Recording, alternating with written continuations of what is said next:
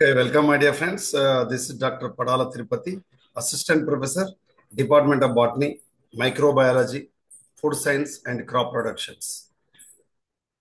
SRR Government Arts and Science College, Autonomous Karimnagar. So, my dear friends, మనం చాలా మంది యువకులు పీజీ హోల్డర్స్ ఆశపడే అదేవిధంగా చాలా కాలంగా పరీక్ష రాస్తూనే పేపర్ వన్లో ముఖ్యంగా టిఎస్ సెట్ అండ్ యూజీసీ నెట్కి సంబంధించిన టీచింగ్ అప్టిట్యూడ్ రీసెర్చ్ అప్టిట్యూడ్కి సంబంధించి వేధిస్తున్నటువంటి సమస్యల గురించి అడగడం జరిగింది. ముఖ్యంగా పేపర్ వన్కి సంబంధించి టీచింగ్ అండ్ రీసెర్చ్ అప్టిట్యూడ్లో ఏ విధంగా ప్రశ్నల సరళి ఉంటుంది, ఏ విధంగా మనం అత్యంత సులభంగా మనం మార్క్స్ స్కోర్ చేయాలి, ఆప్షనల్ సబ్జెక్ట్లో మనం అత్యధిక మార్కులు సాధిస్తున్నప్పటికీ కూడా పేపర్ వన్లో మనం అవలీలగా సులభంగా మార్కులు సాధించడం ఎలా అనేటువంటి అంశాల ఆధారంగా మనం ముఖ్యంగా పేపర్ వన్లో టీచింగ్ అండ్ రీసెర్చ్ అప్టిట్యూడ్ రాష్ట్ర స్థాయి అర్హత పరీక్ష state level eligibility test and UGC నెట్కి సంబంధించి నేషనల్ ఎలిజిబిలిటీ టెస్ట్ జాతీయ స్థాయి అర్హత పరీక్షకు సంబంధించి పేపర్ వన్ సిలబస్ని కనుక మనం చూసినట్లయితే టీచింగ్ అండ్ రీసెర్చ్ అప్టిట్యూడ్ అని పేరు ఉన్నప్పటికీ కూడా అంతర్లీనంగా 10 యూనిట్లు ఉంటాయి. ప్రతి యూనిట్లకి వెళ్ళి 5 ప్రశ్నలు వస్తాయి. మొత్తం 50 ప్రశ్నలు. 50 ప్రశ్నలకి 50 సమాధానం రాయాలి. నో ఎగ్జంప్షన్, అన్నిటికీ సమాధానం రాయాల్సింది. You should answer all the questions. ప్రతి క్వశ్చన్కు 2 మార్కులు ఉంటాయి. ప్రతి ప్రశ్నకి 2 మార్కులు ఉంటాయి. నెగటివ్ మార్కింగ్ లేదు. ఆన్లైన్లో మీరు ఎగ్జామ్ రాస్తారు. ఇది గుర్తించాలి. ఉస్మానియా విశ్వవిద్యాలయం 2012 నుంచి ఉమ్మడి ఆంధ్రప్రదేశ్ అదేవిధంగా ఇప్పుడు టీజీ సెట్ పేరుతో మనకు రాష్ట్ర స్థాయి అర్హత పరీక్ష నిర్వహిస్తుంది. UGC net national testing agency ద్వారా ప్రతి 6 నెలలకు ఒకసారి ఎగ్జామ్ నిర్వహిస్తుంది. వీటి ద్వారా మీరు అసిస్టెంట్ ప్రొఫెసర్గా డిగ్రీ అండ్ పీజీ కళాశాలలో ఆచార్యులుగా పనిచేయడానికి అర్హత సాధిస్తారు. అంతేకాకుండా మారిన నిబంధనలకు మేరకి మీరు పిహెచ్డి చేయాలన్నా డెఫినెట్గా యూజీసీ నెట్ క్వాలిఫై కావాలి. ఇది అభ్యర్థులు గమనించాలి. ఈ 10 యూనిట్లకు వెళ్ళి ప్రశ్నలు వస్తాయి కాబట్టి ప్రతి యూనిట్కు ఈక్వల్ వెయిటేజ్ ఉందనే విషయాన్ని అభ్యర్థులు గమనించాలి. Teaching aptitude, research aptitude, comprehension, communication, mathematical reasoning and aptitude, logical reasoning, data interpretation, information and communication technology, people development and environment, last higher education system. వీటికి సంబంధించి మనకు ప్రశ్నలు అనేటువంటివి వస్తున్నాయి. దీన్ని బేస్ చేసుకొని మనం ఈరోజు 2013లో జరిగినటువంటి మనకు నేషనల్ టెస్టింగ్ ఏజెన్సీ నిర్వహించినటువంటి అంటే 2017 కంటే ముందు సిబిఎస్ఈ నిర్వహించింది. వీటికి సంబంధించి మనం గమనించినప్పుడు ప్రీవియస్ పేపర్లో క్వశ్చన్స్ ఏ విధంగా ఉన్నాయి, వాటితో పాటుగా మనం ఏ విధంగా ఆన్సర్ చేస్తున్నాము అనేటువంటి అంశాన్ని ఆధారంగా చేసుకొని ఈ పేపర్ను మనం విశ్లేషణ చేసుకోవడం అనేటువంటిది జరుగుతుంది. కాబట్టి 2013 జూన్లో నిర్వహించినటువంటి university grants commission national eligibility test ఏదైతే ఉందో దానికి సంబంధించిన పేపర్ 1 మనం విశ్లేషణ చేసుకుంటున్నాం. దీంట్లో మీరు గమనించాలే, ప్రతి ప్రశ్న ఏ ఏరియా నుంచి వచ్చిందో నేను మీకు చెప్తూ ఉంటాను. మీరు దీన్ని అబ్జర్వ్ చేసినట్లయితే ప్రీవియస్ పేపర్స్ కూడా ఇది 43 పార్ట్, ప్రతి పార్ట్లో కూడా వివరించడం జరిగింది. అభ్యర్థులు సులభంగా మీరు మార్క్స్ స్కోర్ చేయడం అనేటువంటిది జరుగుతుంది. ఇందులో మొదటి ప్రశ్న కనుక మనం గమనిస్తే అభ్యర్థులు మీరు ఈజీగా మీరు గుర్తుపెట్టుకోవచ్చు. చూడండి, choose the proper alternative given in the course to replace the question mark. ఇక్కడ ఏమంటుందంటే బి హనీ అంటున్నారు. బి హనీ అంటే బి అంటే ఏంటిది, మనకు తేనెటీగ ఏమిస్తుంది, హనీని ఇస్తుంది. కౌ మిల్క్ అన్నారు, అంటే ఆవు పాలనిస్తుంది. టీచర్ ఏం చేయాలి అంటే టీచర్ ఏమిస్తాడు అనేది మనకి ఇక్కడ ఆన్సర్ కోర్స్ ఇచ్చిన దాని ఆధారంగా. కాబట్టి బి అంటే తేనెటీగ ఏమిచ్చింది, తేనెనిచ్చింది. అదేవిధంగా ఆవు ఏమిచ్చింది, పాలనిచ్చింది. మరి ఉపాధ్యాయుడు లేదా టీచర్ ఏమి ఇవ్వాలి అంటే 100% విజ్డమ్ ఇవ్వాలి. సరే, ఇక్కడ మరి లెసన్ అని ఉంది కదా, మరి ఇంటెలిజెన్స్ ఉంది కదా, అది పెట్టొచ్చు కదా అంటే ఇక్కడే మనం పొరపాటు చేస్తాం. కాబట్టి క్వశ్చన్స్కి ఏ విధంగా ఆన్సర్ చూస్ చేయాలనేటువంటి అంశాన్ని అభ్యర్థులు గమనించాలి. ఇంటెలిజెన్స్ అంటే ఏంటిది, ఇది తెలివి. మార్క్స్ అంటే కేవలం మార్కులు. లెసన్స్ అంటే పాఠాలు. అంటే ఆర్డినరీ టీచర్ ఏం చేస్తాడంటే పాఠాలు చెప్తాడు అని ఆర్డినరీ ఆస్పిరెంట్ ఏం చేస్తాడంటే లెసన్స్ అని ఆన్సర్ పెడతాడు. నో, కొద్దిమంది ఇంటెలిజెన్స్ అని పెడతారు. ఎందుకు, తెలివి అని ఇస్తాడు. తెలివి ఇచ్చేది ఉపాధ్యాయుడు కాదు. ఉపాధ్యాయుడు అందించేటువంటి wisdom, it is the wider term. ఇది చాలా విశాలమైనటువంటి అంశం. విజ్డమ్ అంటే విజ్ఞానానికి సంబంధించి, అంటే స్వేచ్ఛతో కూడి ఉన్నటువంటి విజ్ఞానం. కాబట్టి ఆన్సర్ టీచర్ అన్నదానికి ఆన్సర్ విజ్డమ్ అని ఆన్సర్ పెట్టాలి. ఇది టీచింగ్ అప్టిట్యూడ్కి సంబంధించిన ప్రశ్న, ఉపాధ్యాయునికి సంబంధించిన బోధన అభిరుచికి సంబంధించినటువంటి ప్రశ్న. సెకండ్ క్వశ్చన్ చూడండి, P is father of R. ఇది బ్లడ్ రిలేషన్ కి సంబంధించిన ప్రశ్న. అంటే మనకు రక్త సంబంధాలు. పి ఎవరు అంటున్నారు? P is the father of R. R యొక్క తండ్రి ఎవరు? P. And S is the son of Q. అంటే క్యూ యొక్క తండ్రి ఎవరు?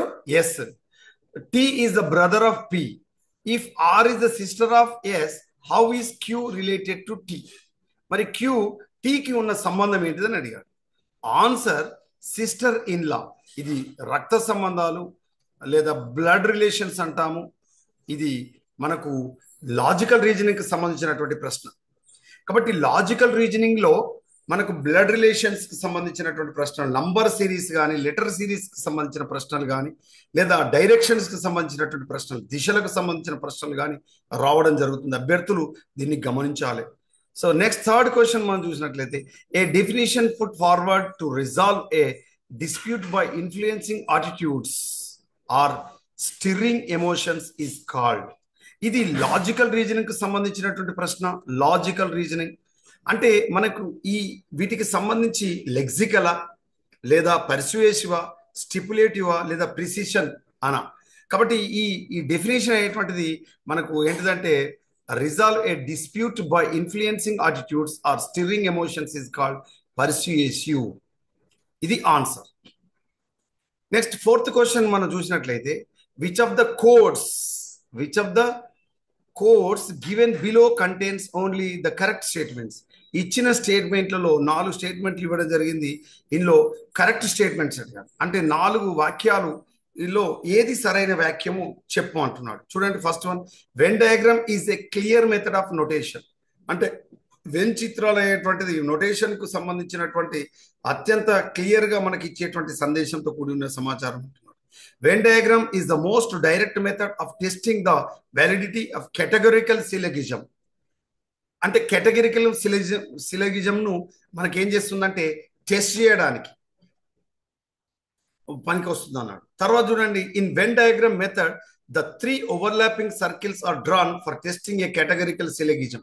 అంటే వెన్ డయాగ్రామ్స్ అనేటువంటివి మనకు 2 ఉండొచ్చు, ఒక్కొక్కసారి 3 కూడా ఈ విధంగా వెన్ డయాగ్రామ్స్ ఉండొచ్చు. వెన్ చిత్రాలు అంటాం. ఇందులో మనకు వివిధ రిలేషన్స్ లేదా సంబంధాలు కానీ లేదా మనకు సంబంధించినటువంటి అంశాలను సులభంగా వేరు చేయడం కానీ లేదా కలిసి ఉన్న అంశాలను మనం గుర్తించడం అనేటువంటిది వెన్ చిత్రాల ద్వారా ఉంటుంది. ఇది లాజికల్ రీజనింగ్కి సంబంధించిన ప్రశ్న. ఇంకా 5వ ప్రశ్న కనుక మనం తీసుకున్నట్లయితే, సో 5th క్వశ్చన్ చూడండి, ఇండక్టివ్ రీజనింగ్ పర్పస్ అన్నాడు. ఏమన్నాడు? Inductive reasoning purpose. The purpose of inductive reasoning. మనకు డిడక్టివ్ రీజనింగ్ ఉంటుంది, ఇండక్టివ్ ఆగమన వివేచన, నిగమన వివేచన ఉంటుంది. ఇండక్టివ్ రీజనింగ్ ను ఆగమన వివేచనం అంటాం. ఆగమన వివేచనం. ఇక్కడ అభ్యర్థులు గమనించాలి, టీఎస్ సెట్లో అయినట్లయితే పేపర్ 1 ఇంగ్లీష్ అండ్ తెలుగులో ఉంటుంది. యూజీసీ నెట్లయితే ఖచ్చితంగా ఇంగ్లీష్లోనే ఉంటుంది. ఇది అభ్యర్థులు గమనించాలి. ఇప్పుడు ఇది మనం చెప్పుకునేది యూజీసీ నెట్కి సంబంధించిన పేపర్. కానీ ఒకవేళ టీఎస్ సెట్ అయినట్లయితే తెలుగులో ఉంటుంది, ఇంగ్లీష్లో ఉంటుంది. మీరు ఏది సులభంగా ఉంటే దాన్ని మీరు చేసుకోవచ్చు, ఆప్ట్ చేసుకోవచ్చు. ఆప్ట్ కాదు, 2 సేమే ఉంటాయి. మీరు ఏది ఆన్సర్ బబ్లింగ్ చేసినా అది 2 సేమే ఉంటాయి. So inductive reasoning the presupposes. Inductive reasoning presupposes ఏం చేస్తుంది అంటే uniformity in human nature. Uniformity in human nature అంటే ఎట్లా ఉంటుంది చూడండి.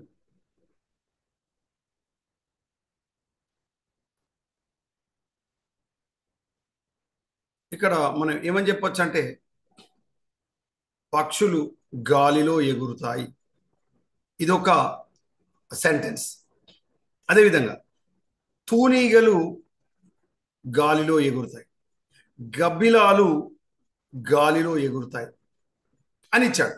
అంతేకాకుండా మనకు తూనీగతో పాటుగా ఇతర ఇన్సెక్ట్స్ ఇతర కీటకాలు గాలిలో ఎగురుతాయి. ఇప్పుడు దీని ఆన్సర్ ఏంటిదంటే, గాలిలో పక్షులు ఎగురుతున్నాయి, తేనెటీగలు ఎగురుతున్నాయి, గబ్బిలాలు ఎగురుతున్నాయి, తూనీగలు ఎగురుతున్నాయి, ఇన్సెక్ట్స్ ఎగురుతున్నాయి. దీనికి ఫైనల్ స్టేట్మెంట్ ఏమి ఇవ్వచ్చు అంటే పక్షులు గాలిలో ఎగురుతాయి, పక్షులు గాలిలో ఎగురుతాయి, కానీ గాలిలో ఎగిరేవన్నీ గాలిలో ఎగిరేవన్నీ పక్షులు కాదు అని ఫైనల్ కన్క్లూజన్ ఇస్తారు. దీన్ని మనం ఏమంటాం? ఇండక్టివ్ రీజనింగ్ అంటాం, ఆగమన వివేచనం అంటాం. ఆగమన వివేచనానికి ఇంకొకటి ఏం చెప్పుకోవచ్చు అంటే యూనిఫార్మిటీ ఇన్ హ్యూమన్ నేచర్లో రాముడు ఏమంటున్నాడు, కృష్ణుడు, అదేవిధంగా మీతో మాట్లాడే నేను అంటే తిరుపతి అనే నేను, లేదా మీలో వింటున్నటువంటి రచన అనే నేను, రచన. రాముడు కొంతకాలం తర్వాత ఏం చేస్తాడు? మరణిస్తాడు. అదేవిధంగా కృష్ణుడు కొంతకాలం తర్వాత మరణిస్తాడు. అంటే మీన్స్ ఇది త్రేతాయుగంలో జరిగింది, ఇది ద్వాపర యుగంలో జరిగింది. తిరుపతి అంటే మీతో మాట్లాడే నేను కొంతకాలం తర్వాత ఏమిస్తాను? మరణిస్తాను. రచన అనే వింటున్నటువంటి శ్రోత లేదా ఆస్పిరెంట్ కొంతకాలం తర్వాత మరణిస్తారు. అన్యద భావించకండి, రచన అనే పేరున్న వాళ్ళు కనుక వింటే మీరు బాధపడకండి, ఎగ్జాంపుల్ చెప్తున్నాను. ఇప్పుడు దీని కన్క్లూజన్ ఏమిస్తారంటే రాముడు మానవుడు, కృష్ణుడు మానవుడు. ఆ కాలంలో, ఏ కాలంలో? త్రేతాయుగం, ద్వాపరయుగం. తిరుపతి మానవుడు, మీతో మాట్లాడుతున్నా నేను. రచన మానవుడే. కాబట్టి మానవులందరూ మర్త్యులే, అంటే అందరికీ మరణం ఉంటుంది. ఆమర్త్యుడు కాదు, మర్త్యులే. ఆమర్త్యులు అంటే మరణం లేని వాళ్ళు. కాబట్టి చివరికి ఏమిచ్చారు? మానవులు అందరూ మర్త్యులే అనేది చివరికి వచ్చింది. మొదట ఏమిచ్చింది? ఇండివిజువల్గా వచ్చింది. అంటే దీన్ని మనం ఏమని చెప్పుకోవచ్చు అంటే specific to general. Specific to general కనుక మనం చెప్పుకున్నట్లయితే అంటే ప్రత్యేకమైన అంశం నుంచి సాధారణీకరమైన అంశం వైపు వెళ్తే దీన్నే మనం ఆగమన వివేచనం అంటారు. మరి సార్ మాకు ఆగమన వివేచన కాదు, మాకు నిగమన వివేచనం కావాలి అన్నారు అనుకోండి, రివర్స్. నిగమన వివేచనం రివర్స్ చేయాలి. అంటే ఎట్లా? జనరల్ టు స్పెసిఫిక్, అంటే సాధారణీకరణ అంశాల నుంచి ప్రత్యేకీకరణ అంశాల వైపు కనుక వెళ్ళినట్లయితే దాని నిగమన వివేచన ఉంటుంది. ఇంగ్లీష్లో డిడక్టివ్ రీజనింగ్ అంటారు. ఇంగ్లీష్లో మనం ఏమని పిలాలి? డిడక్టివ్ రీజనింగ్ అంటారు. అంటే డిడక్టివ్ రీజనింగ్ ఏమని చెప్పుకున్నాము? నిగమన వివేచనం జనరల్ టు స్పెసిఫిక్, అంటే సాధారణీకరణ నుంచి ప్రత్యేకీకరణం. అంటే దీన్ని ఎట్లా చెప్పుకోవచ్చు? మానవులందరూ మర్త్యులే, మానవులందరూ మర్త్యులే అని చెప్పినప్పుడు రాముడు మానవుడు కాబట్టి మరణిస్తాడు, కృష్ణుడు మానవుడు కాబట్టి మరణించాడు. త్రేతాయుగం, ద్వాపరయుగం. తిరుపతి కలియుగంలో మీతో మాట్లాడుతున్న నేను మానవునే కదా, కొంతకాలం తర్వాత మరణిస్తాను. అదేవిధంగా రచన, మీతో వింటున్న రచన అనుకుందాం, రచన మానవుడే కాబట్టి మరణిస్తాడు. కాబట్టి అర్థం ఏంటిది? మానవులందరూ మర్త్యులే ముందు చెప్పి దీనికి రాముడు మానవుడు కాబట్టి మరణిస్తాడు, కృష్ణుడు మానవుడు కాబట్టి మరణించాడు ద్వాపర యుగంలో, తిరుపతి మానవుడు కాబట్టి మరణిస్తాడు, రచన మానవుడు కాబట్టి మరణిస్తాడు. ఇట్లా జనరల్ టు స్పెసిఫిక్ ఇచ్చేదాన్ని మనం ఏమంటామంటే నిగమన వివేచన ఉంటుంది, డిడక్టివ్ రీజనింగ్. దీన్ని దీన్ని మనం ఏమని చెప్పుకోవచ్చు అంటే ఇక్కడ ఇంటిగ్రిటీ ఇన్ హ్యూమన్ నేచర్గా మనం చెప్పుకోవచ్చు. ఓకే, ఇట్లా. సో నెక్స్ట్ 6 నుంచి 11 మనం తీసుకున్నట్లయితే ఇది మనం ఇక్కడ ఏమి ఇచ్చిందంటే ఇది హార్టికల్చర్ క్రాప్స్ కి సంబంధించి 1,00,000 ఎకరాల్లో పండించేటువంటి వివిధ పంటలు, ఉత్పత్తులు, ఉత్పాదకతకు సంబంధించి మనకు 6 నుంచి 11 వరకు ప్రశ్నలు ఇవ్వడం జరుగుతుంది. దీన్నే మనం డాటా అనాలిసిస్ అంటారు. టిఎస్ సెట్లో కానీ యూజీసీ నెట్లో కానీ ఖచ్చితంగా డాటా అనాలిసిస్ ఉంటుంది. 10th క్లాస్ లెవెల్లో స్టాటిస్టిక్స్ చదివిన వాళ్ళు ఈ డాటా అనాలిసిస్ అత్యంత సులభంగా చేస్తారు. దత్తాంశ విశ్లేషణ అంటారు తెలుగులో కూడా మీరు టిఎస్ సెట్లో ఇస్తారు దత్తాంశ విశ్లేషణ. ఇది లేకుండా మీ టిఎస్ సెట్ కానీ యూజీసీ నెట్ కానీ ఉండదు. దత్తాంశ విశ్లేషణ లేకుండా ఉండదు. అభ్యర్థులు గమనించాలి. 5 ప్రశ్నలు ఇస్తారు.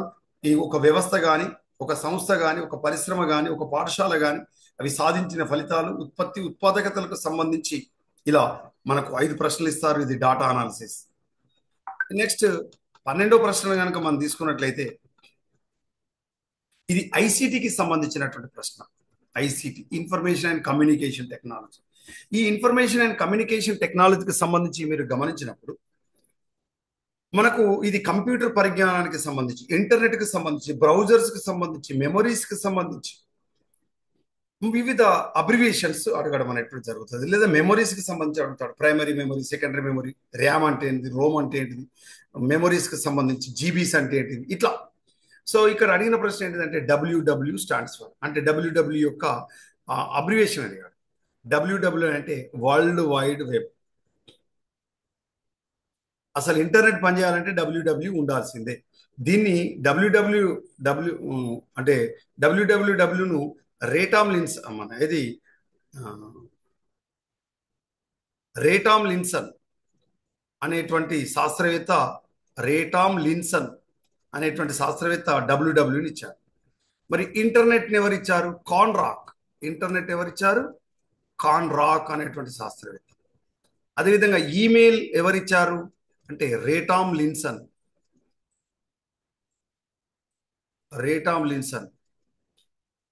హాట్మెయిల్ ఎవరిచ్చారు అంటే సబీర్ భాటియా. భారతీయుడు హాట్మెయిల్ ఇచ్చిన వ్యక్తి. డబ్ల్యూడబ్ల్యూడబ్ల్యూను టిమ్ బెర్నర్స్లీ ఇచ్చాడు. డబ్ల్యూడబ్ల్యూడబ్ల్యూను ఎవరిచ్చారు? Tim Berners-Lee. డబ్ల్యూడబ్ల్యూ ఇచ్చిన శాస్త్రవేత్త ఎవరు? కంప్యూటర్ శాస్త్రవేత్త టిమ్ బెర్నర్స్. మరి కంప్యూటర్ పితామహుడు ఎవరు? Charles Babbage. ఇంటర్నెట్ కాన్రాక్, email Ray Tomlinson, Hotmail Sabeer Bhatia, డబ్ల్యూడబ్ల్యూను టిమ్ బెర్నర్స్లీ, కంప్యూటర్ పితామహుడు చార్లెస్ బాబేజ్. ఇట్లా ఇది డబ్ల్యూడబ్ల్యూని ఇవ్వడం జరిగింది. తర్వాత 13th question, a hard disk is divided into tracks which is further subdivided into అన్నాడు. అంటే ఏదైతే హార్డ్ డిస్క్ ఉంటుందో దాన్ని మనకు ట్రాక్స్గా విభజన చేయడం జరుగుతుంది. ఈ ట్రాక్ను దేనిగా విభజన చేయవచ్చు అంటే సెక్టార్స్గా విభజన చేస్తారు. ఏం చేస్తారు? సెక్టార్స్. ఇది డైరెక్ట్ ఆన్సర్ అంతే, sectors. Next, a computer program that translates a program statement into machine language is called as. అంటే అర్థం ఏంటంటే ఇక్కడ మనకు గుర్తుపెట్టుకోవాలి, మెషిన్ లాంగ్వేజ్ ఒకటి ఉంటుంది, మనం ఇచ్చే లాంగ్వేజ్ ఒకటి ఉంటుంది. ఫర్ ఎగ్జాంపుల్ తెలుగు సంబంధించిన సాఫ్ట్వేర్ ఇస్తే మనం తెలుగు లాంగ్వేజ్ ఉపయోగిస్తాం. జనరల్గా కంప్యూటర్ అనేటువంటిది ఇంగ్లీష్లో ఉంటుంది, ఇంగ్లీష్ లాంగ్వేజ్ మనం ఇస్తాం. కానీ కంప్యూటర్ లాంగ్వేజ్ లేదా మెషిన్ లాంగ్వేజ్ ఎట్లా ఉంటుందంటే అది బైనరీ సిస్టంలో ఉంటుంది. ఏ సిస్టమ్? బైనరీ సిస్టమ్, ద్విసంఖ్యామానంలో ఉంటుంది. అంటే అది 0, 1లను బేస్ చేసుకొని మాత్రమే అది ఏం చేస్తుందంటే మనకు ఇంటర్ప్రెట్ చేస్తుంది. అంటే మీన్స్ మనం తెలుగులో మనం టైప్ చేసిన, ఇంగ్లీష్లో టైప్ చేసిన, లేదా ఇంకా వేరే లాంగ్వేజ్లో టైప్ చేసిన, it converted into machine language, యాంత్రిక భాషలోకి మార్చుకుంటుంది. ఆ యాంత్రిక భాష లేదా కంప్యూటర్ లాంగ్వేజ్ ఏంటిదంటే బైనరీ సిస్టంలో ఉంటుంది, ద్విసంఖ్యామానంలో ఉంటుంది. అది ఈ విధంగా 0, 1లోకి తర్జుమా చేసుకొని మళ్ళీ మనకు ఏదైతే లాంగ్వేజ్ అర్థమైందో ఆ భాషను మళ్ళీ ఇస్తుంది. దీన్ని మనం ఏమంటామంటే ఈ విధంగా మార్చేటువంటి దాన్ని మనం ఇంటర్ప్రెటర్ అంటారు. ఏమంటారు? ఇంటర్ప్రెటర్ అన్నట్టు జరుగుతుంది. Translate program statement into machine language లోకి మారుస్తుంది. Okay, next, a gigabyte is equal to అంటే ఒక గిగాబైట్ ఎంతకు సమానం అని అడిగాడు. ఈ మెమరీకి సంబంధించి, దేనికి సంబంధించి? మెమరీకి సంబంధించి 8 బిట్స్ కలిస్తే చాలా సార్లు ప్రశ్న అడిగారు. 8 bits is equal to 1 byte. 1024 bytes is equal to 1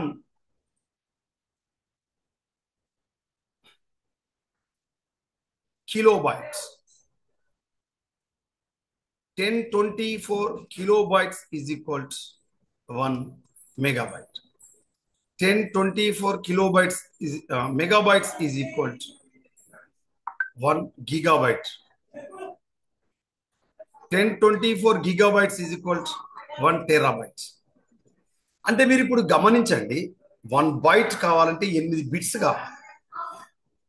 అట్లాంటివి 1024 బైట్స్ కలిసి 1 KB.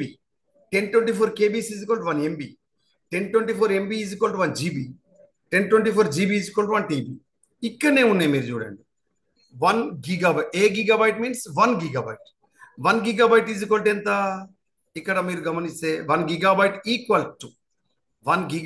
ఈక్వల్స్ టు ఎంత?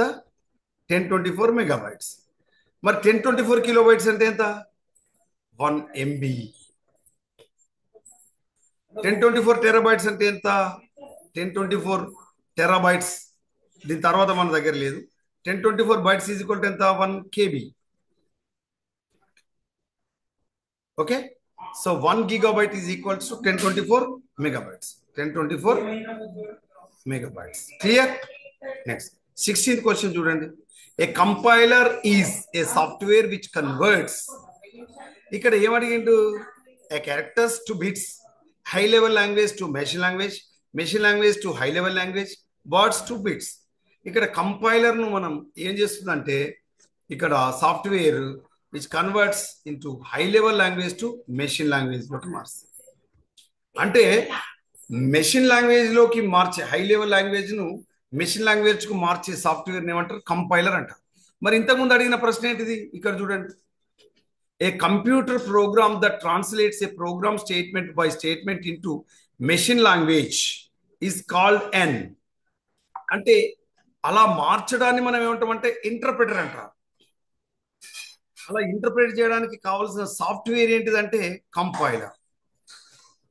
దీనికి సాఫ్ట్వేర్ ఏంటిదంటే కంపైలర్ సాఫ్ట్వేర్ అవసరమైంది.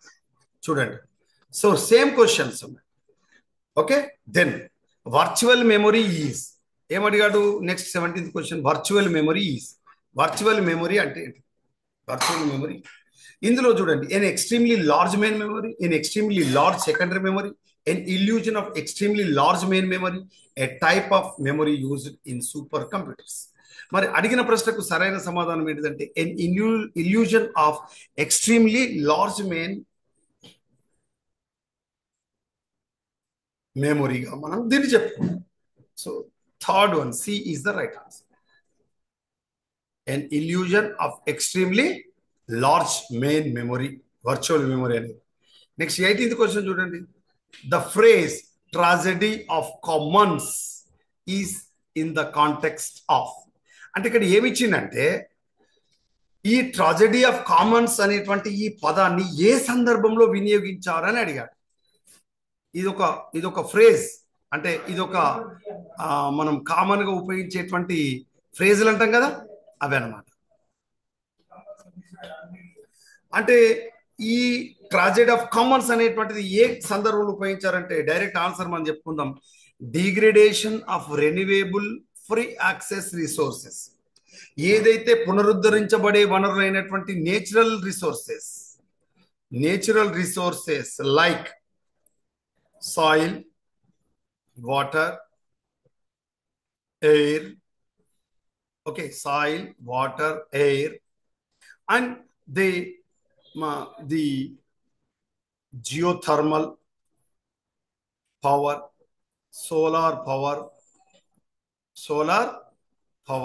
ఇవన్నీ కూడా రెన్యూవేబుల్ గా మనకు వచ్చేటువంటి, పునరుద్ధరింపబడేటువంటి, ఎప్పుడు కొత్తగా తయారవుతూ మనకు వస్తూనే మానవుడు ఎంత వినియోగించినా తరగని వనరు, వాటిని రెన్యూవేబుల్ రిసోర్సెస్ అంటారు. మరి ఇవన్నీ కూడా ఏమవుతున్నాయట? బై ది ఆంథ్రోపోజెనిక్ యాక్టివిటీస్, మానవుని చర్యల ఫలితంగా ఇవన్నీ కూడా ఏమవుతున్నాయి? అంతరించిపోవడానికి సిద్ధం. అలా అంతరించిపోయేటువంటి క్రమంలో, నాశనం చెందే క్రమంలో ఈ ట్రాజెడీ ఆఫ్ కామన్స్ అనే పదాన్ని ఉపయోగించారు. చాలా చాలా ఇంపార్టెంట్, ఇది అభ్యర్థులు గమనించారు. Next 19th question. Kyoto protocol is related to. గుర్తుపెట్టుకోండి, ఇప్పుడు జపాన్లోని క్యోటో అనే పట్టణంలో ఈ మనకు ఒక సదస్సు జరిగింది, క్యోటో ప్రోటోకాల్. ఈ క్యోటో ప్రోటోకాల్ దేని గురించి జరిగిందంటే క్లైమేట్ చేంజ్. సింపుల్ చెప్పాలంటే పర్యావరణ మార్పులకు సంబంధించి జరిగింది క్లైమేట్ చేంజ్. ఈ క్లైమేట్ చేంజ్ కి సంబంధించి జపాన్లోని క్యోటోలో ఈ నిర్వహించిన సదస్సుకు సంబంధించిన అంశం. మరి ఓజోన్ డిప్లీషన్, దీని మాంట్రియాల్ కన్వెన్షన్ అంటారు. మాంట్రియాల్ కన్వెన్షన్ లో ఓజోన్ కు సంబంధించి చెప్పుకోవడం జరిగింది. ఈ ఓజోన్ డిప్లీషన్ కు సంబంధించి కారణమయ్యే కారకాలు ఏంటంటే క్లోరోఫ్లోరోకార్బన్స్. ఓజోన్ డే ఏంటిదంటే September 16. Okay, September 16 is ozone day. Next 28th question. Which of the following is the source of emission leading to the uh, eventual formation of surface ozone as pollutant?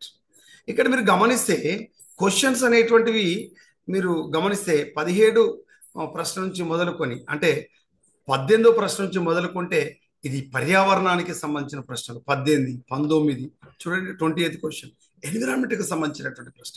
So 28th question చూడండి. In which of the following is the source of emission leading to the eventual information surface ozone as a pollutant? అంటే వాతావరణంలో జరిగే మార్పుల్లో ముఖ్యంగా ozone పొరకి నాశనం చేయడానికి surface ozone leading to the emission leading to the eventual formation of surface ozone as a pollutant. అంటే మనకు ఉపయోగకరమయ్యేటువంటి ozone ఉంటుంది, అదేవిధంగా హానికరమైనటువంటి హార్మ్ఫుల్ ఓజోన్ కూడా ఉంటుంది అనే విషయాన్ని అభ్యర్థులు గమనించాలి. సో మనకి ఏదైతే యూస్ఫుల్ ఓజోన్ అనేటువంటిది ఓజోన్ రూపంలో ఉంటుంది, ఇది మనకు స్ట్రాటోస్పియర్ లో ఉంటుంది. కానీ వాతావరణంలో ఏర్పడేటువంటి ఈ రవాణా రంగంలో, ట్రాన్స్పోర్ట్ సెక్టర్ అంటారు, ఈ రవాణా రంగం ద్వారా ఏర్పడేటువంటి ఈ కాలుష్య కారకాల వల్ల మనకు ఏమైతుందంటే ఇది మనకు ఉపరితల ఓజోన్గా మనకు ఏర్పడి ఇదొక కాలుష్య కారకంగా మారుతుంది. కాబట్టి ఈ ఈ ఓజోన్ ఏర్పడడంలో మనకు తోడ్పడుతుంది అనేటువంటిది మనం గమనించండి. ఇది harmful to the environment. Next 21 question. The smart cities in India mainly consist of? ఏదైతే చలికాలం వస్తేనే మనం గమనిస్తాం, in winter season we are observe the smog or fog. ఇవి భారతదేశంలోని ఏ పట్టణాల్లో వస్తున్నాయి, రావడానికి గల కారణం ఏంటిదో ఇక్కడ మనం చూపించాలి. అంటే ఆక్సైడ్స్ ఆఫ్ సల్ఫర్ యొక్క ఆక్సైడ్స్ వల్ల వస్తాయా, oxides of nitrogen and abundant unburnt hydrocarbons వల్ల వస్తాయా, కార్బన్ మోనాక్సైడ్ అండ్ ఎస్పిఎం వల్ల వస్తుందా, oxides of sulphur and ozone వల్ల వస్తుందా? అంటే answer oxides of nitrogen and unburnt hydrocarbons వల్ల వస్తాయనే విషయాన్ని గమనించండి. Oxides of nitrogen and unburnt hydrocarbons అంటే నత్రజని యొక్క ఆక్సైడ్, నైట్రోజన్ ఆక్సైడ్లు మరియు సరిగా దహించబడినటువంటి, సరిగా మండనటువంటి ఏదైతే హైడ్రోకార్బన్స్ ఉన్నాయో ఆ హైడ్రోకార్బన్స్ నుంచి మనకు ఈ స్మాగ్స్ అనేటువంటివి ఏర్పడతాయి. ఏది భారతదేశంలోని పట్టణాల్లో వివిధ మెట్రోపాలిటన్ సిటీస్, ముఖ్యంగా ఢిల్లీ, అదేవిధంగా మనకు పంజాబ్ ఏరియాలో గమనిస్తాం.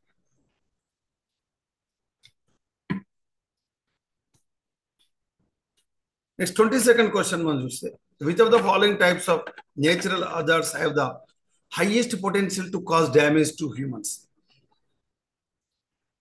ప్రకృతి విపత్తులకు సంబంధించి మనకు తెలుసు, ఎర్త్ కేక్ అంటే భూకంపాలు, ఫారెస్ట్ ఫైర్స్ అంటే అడవి కార్చిచ్చు దావానాలు అంటాం, వాల్కనిక్ ఎరప్షన్స్ అగ్ని పర్వతాలు బద్దలవడం, డ్రాట్స్ అండ్ ఫ్లడ్స్ అంటే కరువులు మరియు వరదలు.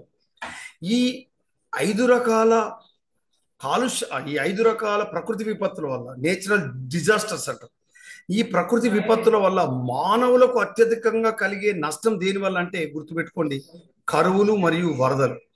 ఒకవేళ వరదలు కరువులు సెపరేట్గా ఇస్తే కరువుల వల్లనే ఆన్సర్ పెట్టండి. అంటే ఇప్పుడు droughts and floods okay option ఇచ్చాడు, కానీ ఒక్కొక్కసారి డ్రాట్స్ అండ్ ఫ్లడ్స్ వేరే ఆప్షన్ ఇస్తే డ్రాట్స్కే ఫస్ట్ ఆప్షన్ పెట్టాలి. ఇది అభ్యర్థులకు గమనించాలి.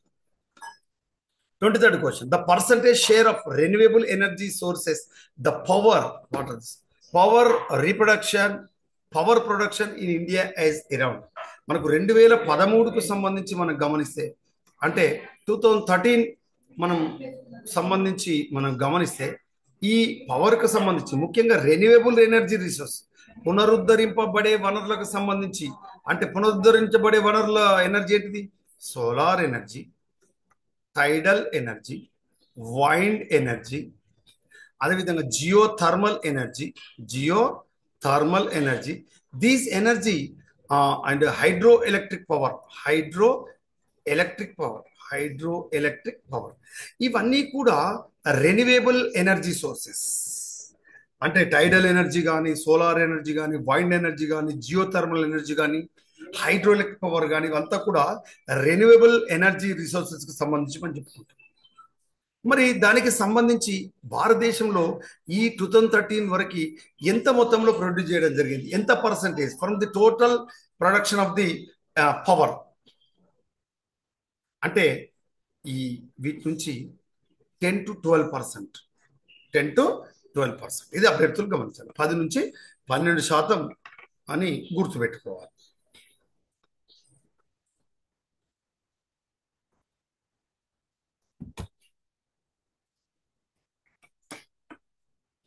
Which of the following categories the enrollment of students in higher education in 2010-11 was beyond the percent of seats reserved?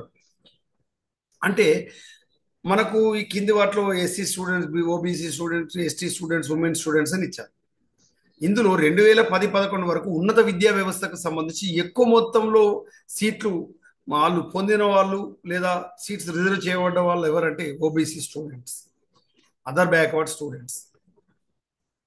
ఈ అదర్ బ్యాక్వర్డ్ స్టూడెంట్స్కి ఒక తిరకాసు ఉంది. ఇది ఇక్కడ ఒకసారి బయట జరుగుతున్న చర్చను మనం వివరించుకుందాం. ఉన్నత విద్యకు సంబంధించిన కళాశాలల్లో కానీ, విశ్వవిద్యాలయాల్లో కానీ, లేదా ఉద్యోగాలలో కానీ మనము రిజర్వేషన్ పొందడానికి ఓబీసీకి సంబంధించి క్రిమిలేయర్ అనేటువంటి ఒక అంశాన్ని కేంద్ర ప్రభుత్వం ప్రవేశపెట్టడం జరిగింది. ఎవరైతే ఓబీసీ రిజర్వేషన్ కావాలనుకుంటున్నారో సెంట్రల్ గవర్నమెంట్ ఇన్స్టిట్యూషన్లో సీటు సాధించి చదువుకోవడానికి కోసం కానీ, లేదా వివిధ ఉద్యోగాలు సాధించడానికి ఓబీసీలు పొందాల్సిన సర్టిఫికేట్ ఏంటిదంటే నాన్ క్రిమిలేయర్ సర్టిఫికేట్. ఇది అభ్యర్థులు గమనించాలి, నాన్ క్రిమిలేయర్. అయితే దీనివల్ల ఏమవుతుందంటే చాలామంది ఓబీసీ అభ్యర్థులు తెలియక సీట్లు కోల్పోవడం జరుగుతుంది. అందుకే ఇక్కడ చెప్తున్నాను. ఇంతేకాకుండా ఈ మధ్య కాలంలో గవర్నమెంట్ ఏం చేసిందంటే ఈబీసీ అనే ఒక రిజర్వేషన్ ఇచ్చింది, ఎకనామికల్లీ బ్యాక్వర్డ్ క్యాస్ట్ అని. ఈబీసీలో ఓబీసీ వాళ్ళకంటే కూడా వీళ్ళు ఎక్కువ శాతం సీట్లు పొందుతున్నారు. ఆ మధ్యలో పేపర్లో మనం చదివాం. అది ఎంతవరకు కరెక్ట్ అనేటువంటిది మనం అనాలిసిస్ చేయాల్సి ఉంటుంది, మనం తెలుసుకోవాల్సి ఉంటుంది. ఓబీసీ వాళ్ళకంటే కూడా, ఎస్టీ అభ్యర్థుల కంటే కూడా, ఎస్టీ అభ్యర్థుల శాతం కంటే కూడా తక్కువ శాతం పర్సంటేజ్ మార్కులు వచ్చిన ఈబీసీ స్టూడెంట్స్ ఎవరైతే, ఓసీ క్యాండిడేట్లు ఎవరైతే ఉంటారో వాళ్ళు ఏది ఈబీసీ సర్టిఫికేట్ పొందడం వల్ల ఎస్టీ అభ్యర్థుల కంటే, ఒక లంబాడి, ఒక ఆదివాసి, ఒక దళిత విద్యార్థి కంటే కూడా తక్కువ మార్కులు వచ్చిన ఉన్నత విద్యా సంస్థల్లో సీటు సాధించడం జరిగిందట. అదేవిధంగా ఉన్నత ఉద్యోగాల్లో కూడా ఉద్యోగాలు పొందడం జరిగింది. ఇంకో విషయం ఏంటంటే ఐఏఎస్ ర్యాంకింగ్ లో కూడా, అంటే సివిల్ సర్వీసెస్ లో కూడా తక్కువ ర్యాంక్ మార్కులు వచ్చిన ఈబీసీ కోటా కింద వాళ్ళు అత్యధికంగా ఎక్కువ మంది ఉద్యోగాలు పొందడం జరిగిందని పేపర్లో మనం చదివాం. సో ఇలాంటి అంశాలను కూడా, సామాజిక అంశాలను కూడా అభ్యర్థులు ఏం చేయాలంటే డెఫినెట్ గా గుర్తుపెట్టుకోవాల్సినటువంటి అవసరం ఉంది. అంటే విశ్లేషణ చేయాల్సినటువంటి అవసరం ఉంది.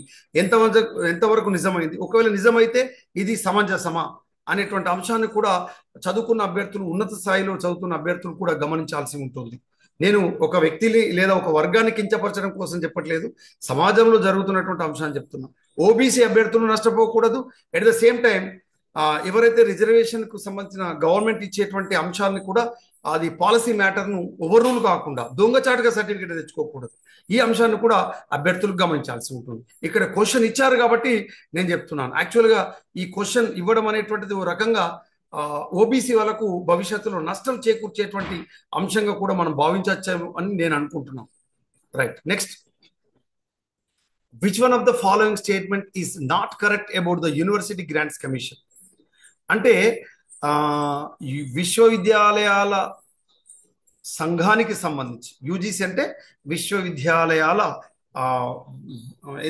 గ్రాంట్స్ అంటే విరాళాల సంఘం అని అంటాం. యూనివర్సిటీ గ్రాంట్స్ కమిషన్ తెలుగులో అయితే యూనివర్సిటీ గ్రాంట్స్ కమిషన్ కి సంబంధించి ఈ కింది వాటిలో సరి అయింది కానిది ఏది అని అడిగాడు, నాట్ కరెక్ట్ అడిగాడు. అభ్యర్థులు బాగా గమనించాలి, కానిది ఏది అని అడిగాడు. It was established in 1956 in act of parliament. Yes, ఇది సరి అయింది. It is tasked with promoting and coordinating higher education. Yes, ఇది ఉన్నత విద్యా వ్యవస్థకు సంబంధించి ప్రమోట్ చేయడానికి లేదా కొత్త అంశాన్ని లేదా నియమ నిబంధనలు రూపొందించే సంస్థ. Yes, it receives plan and non plan funds from the central government. ఇది ప్రణాళిక మరియు ప్రణాళికేతర గ్రాంట్లను అంటే నిధులను కూడా పొందుతున్నటువంటి సంస్థగా కూడా సెంట్రల్ గవర్నమెంట్ నుంచి పొందే సంస్థగా దీన్ని చెప్పుకోవచ్చు. ఈ మూడు సరి అయినవే, కానీ అడిగిన ప్రశ్న ఏంటిది? సరి కానిది అడిగాడు. ఇక్కడ ఏమడిగాడు? Which of the one of the following statement is not correct అని, సరి కానిది అన్నాడు. కాబట్టి నాలుగో చూడండి, it receives funds from the state government. యాక్చువల్గా యూజీసీ అంటేనే central government, state government funds ఎందుకు తీసుకుంటుంది? కాబట్టి ఇది సరి కాదు. అంటే దాని అర్థం ఇది ఇచ్చిన ప్రశ్నకు సరైన సమాధానం. నెక్స్ట్ క్వశ్చన్ చూడండి. Consider the statement which is followed by 2 arguments. కింద మనకు 2 ఆర్గ్యుమెంట్స్ ఇవ్వడం జరిగింది. ఏంటిదట అది? నెంబర్ 1, ఇక్కడ స్టేట్మెంట్ ఇచ్చాడు, should India switch over to 2 party system. భారతదేశం భవిష్యత్తులో 2 పార్టీల వ్యవస్థను ఏర్పాటు చేయబోతుంది అని. ఆర్గ్యుమెంట్ ఏమంటుంది? ఆర్గ్యుమెంట్స్ ఏమిచ్చారు? Yes, it will leads to stability of government. అంటే ఇది ఇది ప్రభుత్వాన్ని సుస్థిరపరచడానికి, స్థిరంగా ఉంచడానికి తోడ్పడుతుంది అని ఇచ్చాడు. రెండోది, no, it will limit the choice of voters. అంటే ఇది ఓటర్లకు సంబంధించి ఇది no, it will limit the choice of voters. ఓటర్లు ఎక్కువ మందిని ఎన్నుకోవడానికి అవకాశం లేదు అని ఇచ్చాడు. మరి ఇచ్చిన స్టేట్మెంట్లో ఏది సరి అయింది అని అన్నప్పుడు answer, both the arguments are strong. Both the arguments are strong. ఎందుకు? చూడండి, మొదటి చూడండి, yes, it will leads to stability of the government. ప్రభుత్వం యొక్క సుస్థిరత్వాన్ని పెంచుతుంది 2 పార్టీల వ్యవస్థ. ఎస్, సరి అయింది, స్ట్రాంగ్ గా ఉంది. No, it will limit the choice of voters. 2 పార్టీలు ఉంటాయి కాబట్టి చచ్చుకుంటూ ఒక పార్టీ నచ్చకుండా 2 పార్టీలు నచ్చలేము, 3వ పార్టీకి వేయడానికి ఇక్కడ అవకాశం లేదు. కాబట్టి it will limit the choice of voters. కాబట్టి ఓటర్ల యొక్క ఛాయిస్ను కూడా ఇది తగ్గిస్తుంది అన్న. కాబట్టి 2 స్టేట్మెంట్లు కింద ఆర్గ్యుమెంట్స్ అనేటువంటివి స్ట్రాంగ్ ఉన్నాయి. 27 question, consider the statement which is followed by 2 arguments. Same మళ్ళా ఏమిచ్చాడు? Should persons with criminal background be banned from contesting elections. ఇది పీపుల్ డెవలప్మెంట్ సంబంధించిన ప్రశ్న, గమనించండి. ప్రజల యొక్క భాగస్వామ్య అభివృద్ధికి సంబంధించిన ప్రశ్న. ముందుది కూడా ఇది. అంటే ఏమిచ్చాడంటే, ఎవరైతే మన క్రిమినల్ నేర చరిత్ర ఉన్నటువంటి వ్యక్తులను ఈ ఎన్నికల్లో మనకు నుంచి పోటీ చేయడంలో వాళ్ళను తిరస్కరించాలి, ఆమోదించకూడదు, వాళ్ళను రిజెక్ట్ చేయాలి, వాళ్ళని బ్యాన్ చేయాలి అని ఇచ్చాడు. మరి ఆర్గ్యుమెంట్ చూడండి, yes, it will decriminalize politics. ఏం చేస్తుంది ఇది? ఇది మనకు నేర ప్రవృత్తి వ్యక్తులు ఉన్నటువంటి వాళ్ళను ఏం చేస్తుందంటే, నేరం చేస్తే మనం ఎన్నికల్లో నిలబడలేమనే భావనను చూపిస్తుంది అని చెప్పారు. No, it will encourage the ruling party to file frivolous cases against their political. కాబట్టి రూలింగ్ పార్టీ ఏం చేస్తుందంటే, ఎవడైతే వాళ్ళకు అధికారంలో పార్టీ వాళ్ళకు వ్యతిరేకంగా ప్రతిపక్షం నుండి పోటీ చేస్తే వాళ్ళందరి మీద క్రిమినల్ కేసులు పెట్టి వాళ్ళని నేరస్తులుగా పరిగణించే అవకాశం, అంటే నేరగాళ్ళుగా చూపించే ప్రమాదం ఉందని ఆర్గ్యుమెంట్స్ ఉన్నాయి. మరి ఏవి కరెక్ట్ ఈ కింది వాటిలో? Only argument is 1 strong. అంటే ఏమంటుంది? Yes, it will decriminalize politics. ఇది పాలిటిక్స్ ఉన్నటువంటి అంటే క్రిమినల్ ఉండేటువంటి అభ్యర్థుల సంఖ్యను తగ్గించడానికి అవకాశం ఉంది అనేది strong. 28th question, which of the following statements are correct about judge of the Supreme Court of India? దీన్ని మనం SCI అంటాం, Supreme Court of India judge. జ్యుడిషియరీకి సంబంధించి, న్యాయ వ్యవస్థకు సంబంధించి a judge of the Supreme Court is appointed by the president India. అంటే భారత రాష్ట్రపతి సుప్రీంకోర్టు యొక్క న్యాయమూర్తిని నియమిస్తాడు. ఇది కరెక్ట్ ఆన్సర్. కరెక్ట్ అడిగిండు, కరెక్ట్ అయినా అడిగింది, నాన్ కరెక్ట్ అంటే కరెక్ట్ కాదని అడగలేదు, నాట్ కరెక్ట్ అనేది కరెక్ట్ అయింది అడిగాడు SCIకి సంబంధించి. తర్వాత రెండో చూడండి, he can be removed from for proven misbehaviours or incapacity. అతడు దాని తగిన సామర్థ్యాన్ని చూపించలేకపోతుండు అన్ఫిట్ అనేటువంటి కారణంతో, లేదా అతని యొక్క మిస్బిహేవియర్ ప్రవర్తన ద్వారా కూడా తొలగించడానికి అవకాశం ఉంది. 29, in the warrant of presidents the speakers of the Lok Sabha comes next only. ఏమంటున్నారంటే వారంటీకి సంబంధించి ప్రెసిడెంట్స్ అంటే ఇచ్చే క్రమంలో the speaker of the Lok Sabha comes next only అంటే the prime minister. 30th question the blackboard can be utilised best by a teacher for. ఇది teaching aptitude సంబంధించిన ప్రశ్న. నల్లబల్ల లేదా బ్లాక్ బోర్డ్ అనేది టీచర్ ఎందుకు ఉపయోగిస్తారు? Best by a teacher writing the important points and notable points. అంటే blackboard అనేటువంటిది ముఖ్యమైనటువంటి అంశాలను సినాప్సిస్ మాదిరిగా మరి మనం రాసుకోవాల్సిన అంశాలను బ్లాక్ బోర్డు పైన రాయడానికి ఉపయోగిస్తాం. దొరికిన ప్రతి పాయింట్ రాస్తే బ్లాక్ బోర్డు అందంగా ఉండదు. బ్లాక్ బోర్డు వర్క్ చాలా క్లియర్గా క్రిస్టల్గా పెద్దగా కనబడే విధంగా విజిబుల్గా ఉండాలి. తర్వాత మిస్టేక్ లేకుండా ఉండాలి. Nowadays the most effective mode of learning is మనకు అభ్యసన పద్ధతికి సంబంధించి ప్రజెంట్ ఐసిటి ఎరలో మన మన ఇన్ఫర్మేషన్ అండ్ కమ్యూనికేషన్ టెక్నాలజీ ఎరలో యుగంలో ఉన్నాం. ఇలాంటి యుగంలో ఈ నేర్చుకోవడం సెల్ఫ్ స్టడీ అనేది మంచిదా, face to face learning method మంచిదా, ఈ లెర్నింగ్ మంచిదా, బ్లెండెడ్ లెర్నింగ్ అంటే ఆన్సర్ ఈ లెర్నింగ్ అండ్ బ్లెండెడ్ లెర్నింగ్. ఈ లెర్నింగ్ అంటే ఇప్పుడు నేను చెప్పినప్పుడు మీరు ఇంటి దగ్గర ఎక్కడో ఒక దగ్గర మీకు నచ్చినప్పుడు యూట్యూబ్లో ఓపెన్ చేసుకుని ఎప్పుడో ఆన్లైన్లో వినడం. బ్లెండెడ్ లెర్నింగ్ దీన్ని మనం బ్లెండెడ్ లెర్నింగ్ అంటే online and offline both language దాంట్లో ఉపయోగించడం. విద్యార్థి యొక్క సెల్ఫ్ పేస్ సొంత వేగంతో మధ్య మధ్యన నచ్చినప్పుడు ఆపి మళ్ళీ నచ్చినప్పుడు వినడానికి ఉపయోగపడుతుంది అనమాట. So C D both answer correct. The primary school stage most of the teachers should be women because they. ఎందుకు ప్రాథమిక బోధనలో లేదా ప్రాథమిక పాఠశాలల్లో ఉపాధ్యాయులుగా మహిళా టీచర్లు ఎక్కువ ఉన్నారు? ఎందుకు అంటే can deal with children with love and affection. అంటే పిల్లలను చంటి పాపలాగా అత్యంత ప్రేమగా అత్యంత అనురాగంతో వాళ్ళు క్లాసెస్ లేదా బోధించే అంశాలు వెన్నముద్ద గోరుముద్దలతో చెప్పినట్టుగా సొంత పిల్లలకు చెప్పినట్టుగా చెప్తారు. కాబట్టి ప్రాథమిక పాఠశాలలో పనిచేసే మహిళలు ముఖ్యంగా ఎడ్జిటి టీచర్స్ కానీ అంగన్వాడీస్ కానీ వాళ్ళు హృదయపూర్వకంగా పనిచేస్తారు కాబట్టి మహిళల్ని అక్కడ పెడతారు. ICDS integrated child development scheme అని మనకు సమీకృత బాలల వికాస సంస్థ లేదా పథకం కింద అంగన్వాడీ ఆయాల రూపంలో వాళ్ళకు సర్వీస్ అందిస్తారు. మదర్ చైల్డ్ యొక్క హెల్త్, అదేవిధంగా ఫీడింగ్ మదర్ యొక్క హెల్త్, చిల్డ్ యొక్క హెల్త్కు మంచి పోషకాహారం అందించడం. అదేవిధంగా ప్రాథమిక పాఠశాలకు అనుబంధంగా అంగన్వాడీస్ ఉంది. మహిళలు ఎక్కువ మొత్తంలో లవ్ అండ్ ఎఫెక్షన్తో కేరింగ్గా విద్యార్థులకు అందిస్తారనమాట. కాబట్టి ఈ విధంగా ఉన్నారు కాబట్టి మన పాఠశాలలు ఇప్పటికి బతికి ఉన్నాయి. అంటే కొద్ది మంది చేయట్లేదేమో కానీ ఎక్కువ మంది ఎడ్జిటీలు ప్రైమరీ టీచర్లే. ఇవాళ హయ్యర్ ఎడ్యుకేషన్ ఉన్నటువంటి వ్యక్తులు ఎడ్జిటి టీచర్ తక్కువ చూస్తున్నారు. బట్ ఎడ్జిటి teacher is great. Next which one is the highest order of learning. అంటే ఈ నేర్చుకునేటువంటి దాంట్లో అత్యంత ఉన్నతమైనటువంటి ఏది అభ్యసన పద్ధతి ఏది అని అడిగాడు. చైన్ లెర్నింగా, ప్రాబ్లమ్ సాల్వింగ్ లెర్నింగా, స్టిమ్యులస్ రెస్పాన్స్ లెర్నింగా, కండిషన్స్ రిఫ్లెక్స్ లెర్నింగ్ అంటే answer conditioned reflex learning is the correct answer. అయితే అభ్యర్థులు గమనించాలి, 4 ఆప్షన్లు చాలా క్రిటికల్ క్వశ్చన్ ఇది. ఎందుకు? చైన్ లెర్నింగ్ ఇంపార్టెంట్ అనిపిస్తుంది. ప్రాబ్లమ్ సాల్వింగ్ లెర్నింగ్ అబ్బా ఒక ప్రశ్నకు సమాధానం లేదా ఒక సవాలుకు మనం ఒక ఛాలెంజ్కు మనం పరిష్కారం నేర్చుకోవడం, లేదా స్టిమ్యులస్ రెస్పాన్స్ అంటే మనకు దీన్ని మనం ఉద్దీపన ప్రతిస్పందన బోధన పద్ధతి, మన అభ్యసన పద్ధతి, లేదా కండిషన్డ్ అంటే నిబంధన మరియు రిఫ్లెక్స్ దానికి సంబంధించిన ప్రతిక్రియ బోధన అంటే ఆన్సర్ కండిషన్ రిఫ్లెక్స్.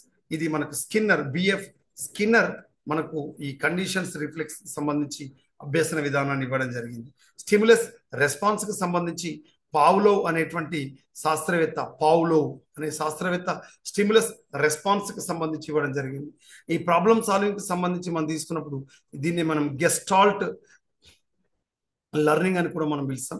ఈ గెస్టాల్ట్ సంబంధించి మనకు వెర్దిమర్ అనేటువంటి శాస్త్రవేత్త,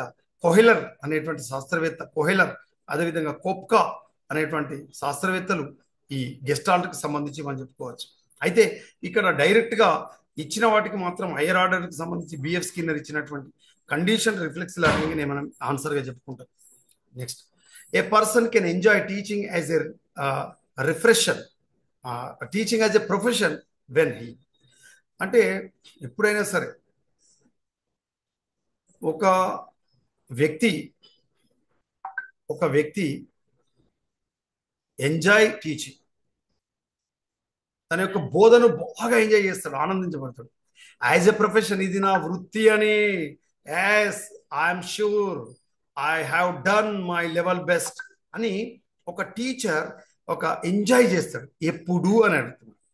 హ్యాస్ కంట్రోల్ ఓవర్ స్టూడెంట్సా, కమాండ్స్ రెస్పెక్ట్ ఫ్రమ్ స్టూడెంట్సా, is more qualified than is కొలీగ్సా, is very close to higher అథారిటీసా, అంటే పెద్ద ప్రిన్సిపాల్తో, హెడ్ మాస్టర్తో, ఆర్జేడీతో, కమిషనర్తో, డీవీఓలతో దొంగసాటుగా ఏది నాకు పరిచయం ఉంది కానీ ఎంజాయ్ చేస్తానా, లేదు బాగా నేనే పిహెచ్డి చేసిన, నేను ఒక డాక్టర్ను, లేదా నేను ఎంఫిల్ చేసిన, నాకే హైయెస్ట్ డిగ్రీలు, నేను ఫోజు కొట్టినోడా, లేదు control over the students, class రూమ్లో అందరు నిశ్శబ్దంగా బెదిరిస్తే భయపడే విద్యార్థులు భయపడతారు, టీచర్ సంబరపడతాడంటే no.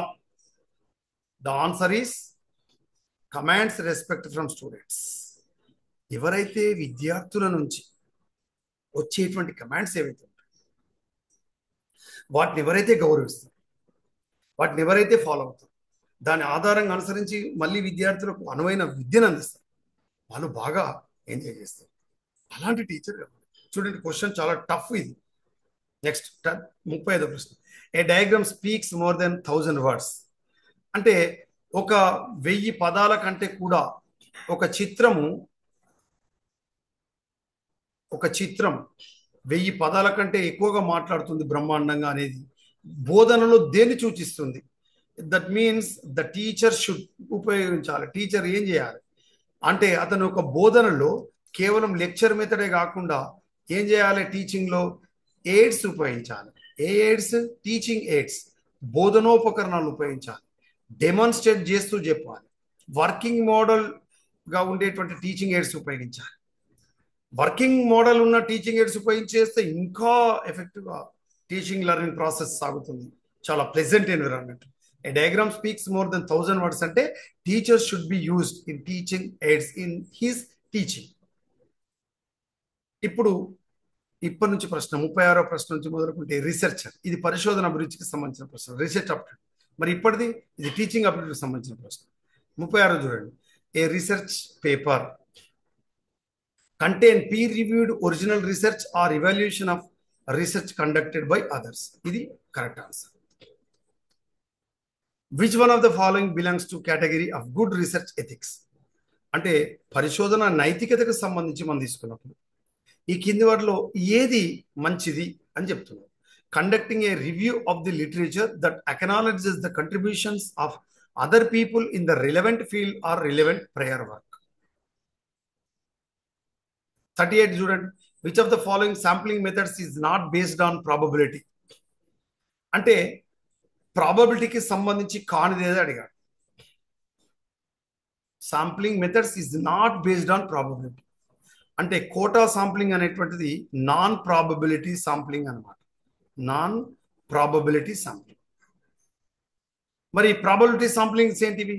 Simple random sampling, stratified random sampling, cluster sampling.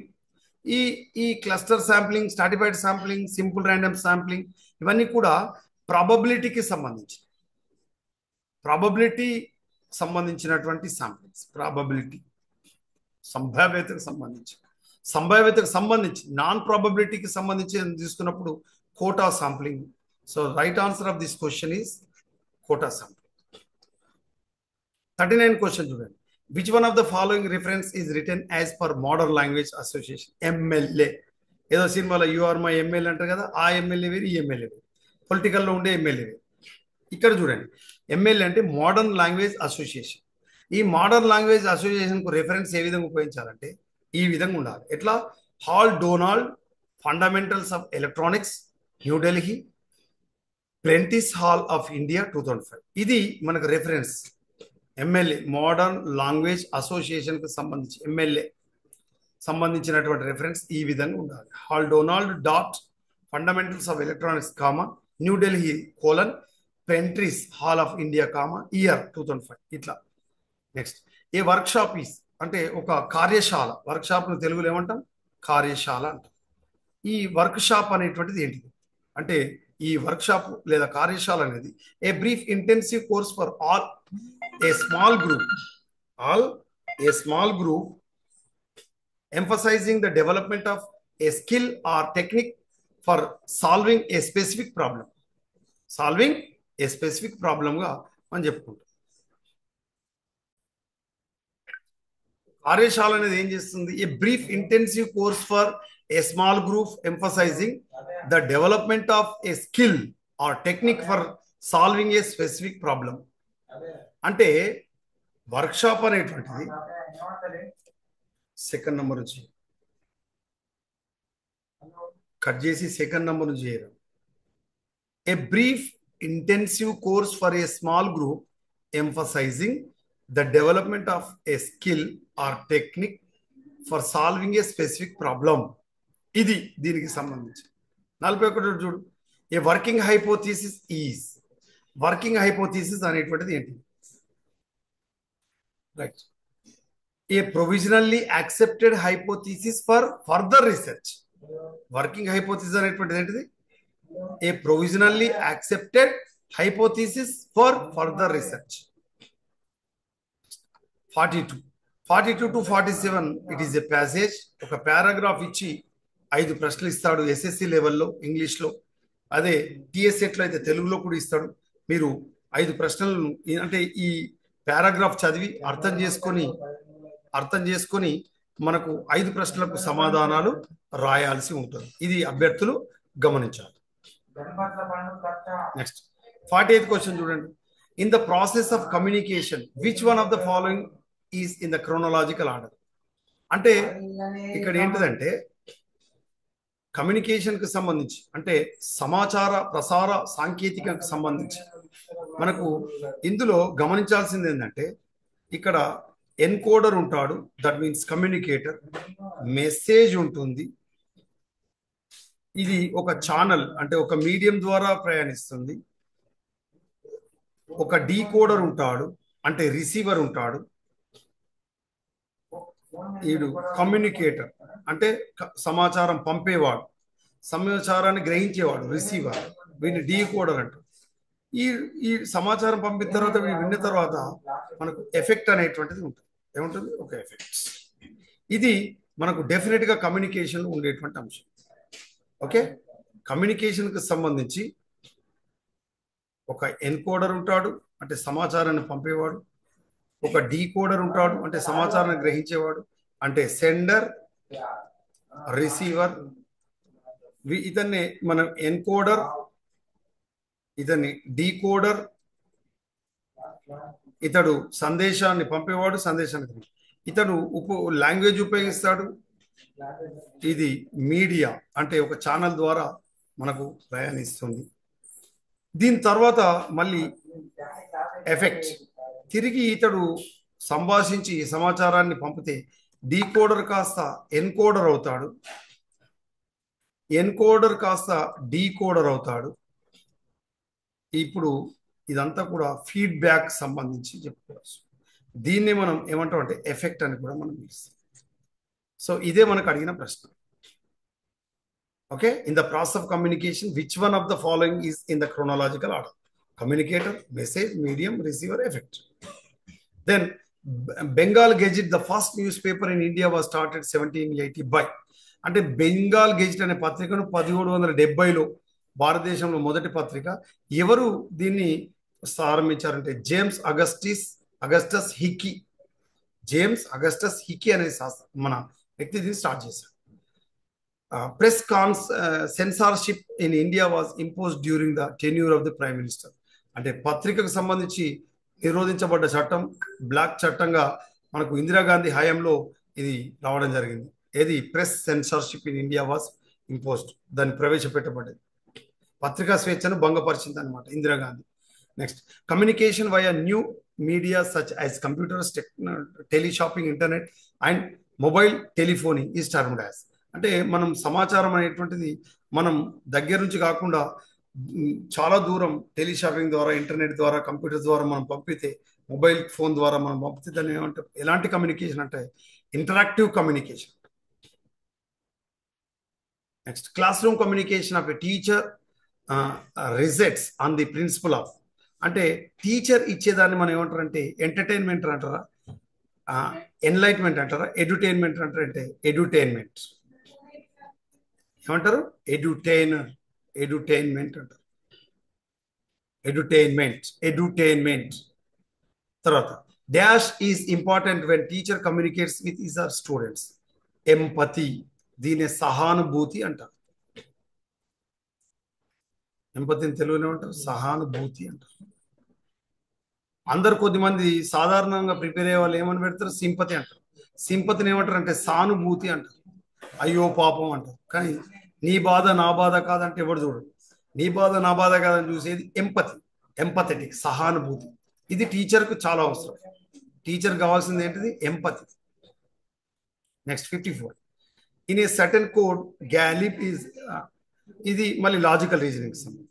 గ్యాలిబ్ is represented by HBMJC, అంటే గాలిబ్ను హెచ్బిఎంజేసిగా మార్స్తే టైగర్ను దేనిగా మార్చచ్చు, టైగర్ను యుఏజేహెచ్ఎఫ్ఎస్గా మార్చచ్చు, టైగర్ను యుజేహెచ్ఎఫ్ఎస్గా కోడ్ చేస్తారు.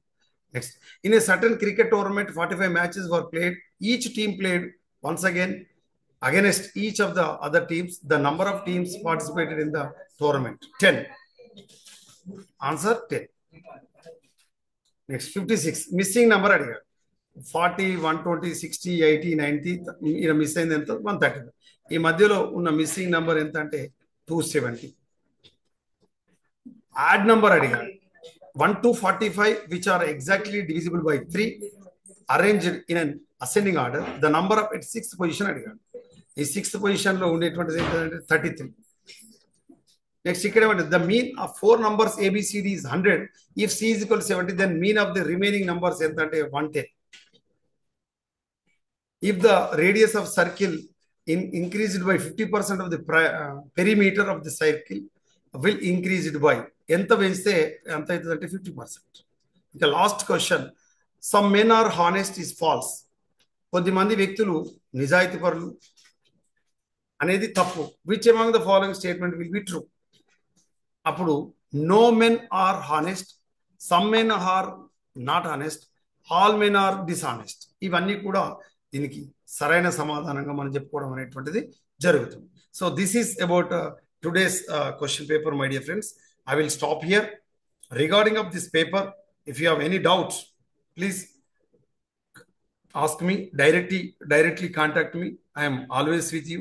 Our institution, SRR Government Arts and Science College, Autonomous Karimnagar, and also our department of botany, microbiology, food science and crop protection, always with you till your goal is reached. Okay, I wish you all success.